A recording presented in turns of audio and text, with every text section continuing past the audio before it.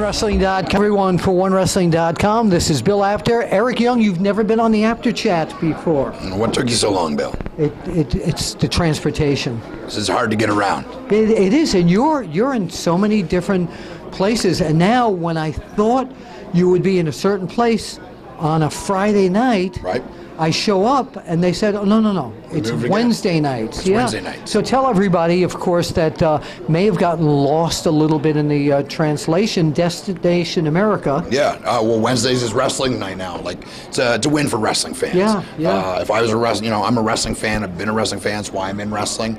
Wednesday nights is a big night, man. You tune in. You get 3 hours of solid wrestling, replays for the West Coast. It's a good thing for wrestling. It's a good thing for Destination America. It's a good thing for us. Yeah, absolutely is. And now that you brought that up, Ring of Honor, of course, is leading into to TNA Wrestling, and again, it's Wrestle Wednesday. It's just it's incredible for a wrestling fan to sit there on a Wednesday night and go like, "It's Ring of Honor, TNA. This is great." And you have come so far. How many years have you been in TNA now? Let me think. This May was the start of 10 years for me. Has it been that long? Yeah, Really? 2004. So your growth in TNA, actually, if you could give the people who aren't familiar with you here on the After Chat, if you can give a little shorthand resume of your growth in TNA. Well, I started in 2004 in Team Canada. I didn't talk for 2 years. I remember that. Never said a single word. I was the wrestler of the group.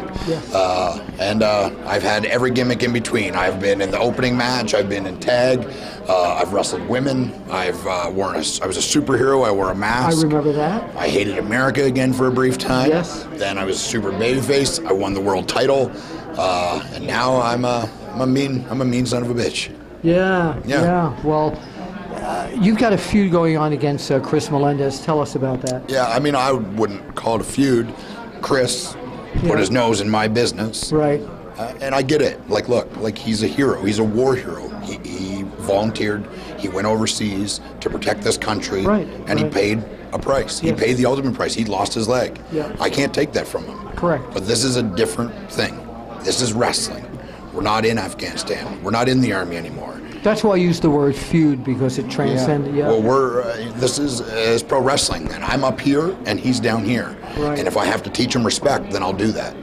What about everybody looks for the gold? What gold are you eventually hoping to get to? And well, obviously, I mean, if you're in the wrestling business and you don't want to be the world heavyweight champion, you're in it for the wrong reason. So as we're taping this, Kurt Angle is the world heavyweight champion. That's right. And you in one corner, Kurt Angle in the other corner.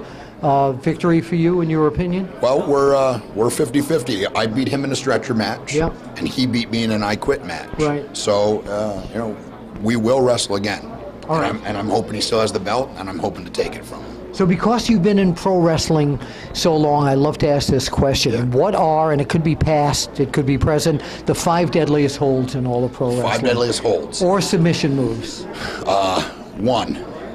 We're going to start from least effective. You can do that. That's fine. So we'll go with 5. He's organized. 5. Yeah. Indian Deathlock. Oh, not many people. Actually, who was it? I think Terry Funk won the World Heavyweight Championship He with used that. it, or spinning toe hold. Yeah. Well, those are kind of the same holds. So we'll bunch those together.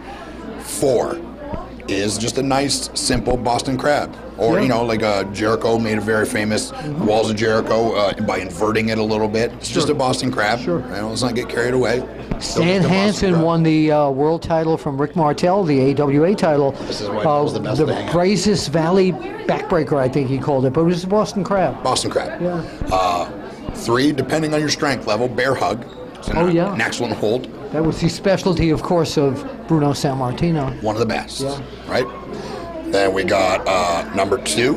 I'm going to say that the cloverleaf, Texas cloverleaf, is an excellent hold. Yes, of course. Or another version of that is the sharpshooter. Both excellent holders. Scorpion Deathlock, depending. So we're talking Hearts, we're talking Sting. Sting, yeah, depending. And the number 1 hold is the figure 4. Yes. You know that. I know that. Well, and if you don't, I don't know if you know the history of this, but I've got to throw it out there. But if you go to YouTube and you put in Bill Apter versus Colby Carino. You can see in all the years that I had my cardboard cow championship office wrestling cardboard belt, it was all finished with the figure 4, which I can put anybody in, anybody. I saw you do it before. In 6 seconds. You've seen that. So the figure 4 is still the deadliest hold. Still the deadliest hold. Yeah. It's my finishing hold. It's your finishing, I know that. It's your finishing hold, and we're two of the best. Yeah. Well, I know he is, because your figure 4 is seriously. Mine, as you know, is shtick and done and yeah, it's shtick and done in jest. But your figure 4 is real, and it's really good. It's the best hold. Yeah. Number 1 hold. It is. It is. For onewrestling.com, if you wouldn't mind pointing out over there with your index finger over there, we'll see you at the matches. And it